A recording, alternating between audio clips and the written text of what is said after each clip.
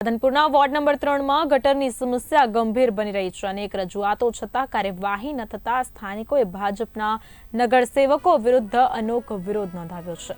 ગટર સાફ ન થવાને કારણે રસ્તાઓ પર દિવસ રાત ગંદુ પાણી ઉભરાય છે, જેના કારણે રહેવાસીઓ, વાહન ચાલકો અને વેપારીઓ મુશ્કેલીમાં મુકાયા છે.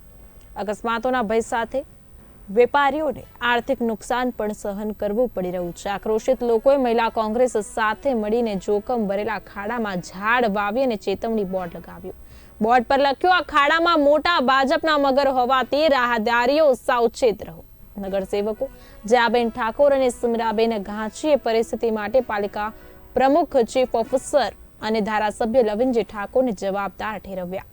હવે જોવાનું એ રહ્યું કે આ લોક આક્રોશ બાદ રાધનપુર નગરપાલિકાના કોઈ અસરકારક પગલાં લે છે કે નહીં.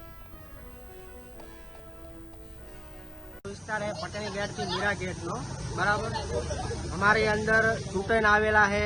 एक चीका भाई रबारी ये कोई दी आटो मारवा आया नहीं बराबर। एक हरेश भाई रघुराम ये कोई दी आटो मारवा आवता नहीं। ये એવું કે અમાને કાંઈ આમાં ખબર પડતી નહીં તો શું એ ઉપપ્રમુખ બનેલા है बराबर। કે સરકાર મોટી મોટી વાતો કરે છે કે ટ્રિપલ એન્જિનની સરકાર है बराबर। તમારા વિકાસો થશે શું આ અમારા વિકાસ થાય છે? આ રસ્તા જુઓ તમે, પટણી ગેટ થી મીરા ગેટ સુધી બરાબર, આ વિકાસ કહેવાય બરાબર।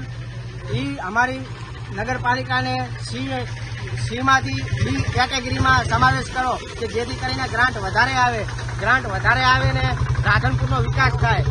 આ વિકાસ નહીં વિનાશ થાય રહ્યો રાધનપુરનો। આથી તો કોંગ્રેસની સરકાર હતી તો અમે કહી શકતા હતા, અમારી ગટરું સાફ થતી હતી, બધું કામ થતું હતું બરોબર। આ ભાજપની સરકાર આવી છે, એમના પેટ ભરે રહ્યા બરોબર। આ લોકો અહીંયાના ઘર ભરવામાંથી ઊંચા આવે તો ગામનો વિકાસ કરે ને, બાકી કાંઈ થતું નથી વિકાસ।